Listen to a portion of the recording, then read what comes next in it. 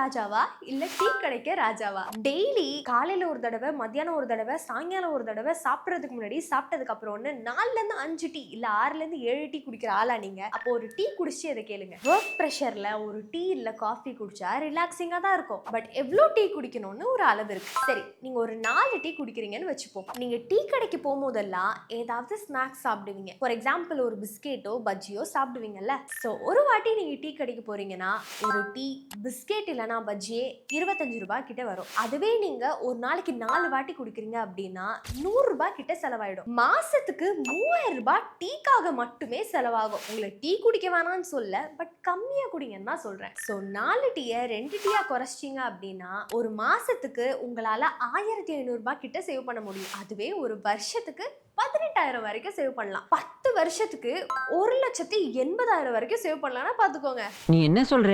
என்னடி சொல்ற? சோ ஆபீஸ்ல பிரேக் போட்டு டீ குடிக்க போறதுக்கு முன்னாடி லைட்டா யோசிங்க. அண்ணா சுட ஒரு டீ.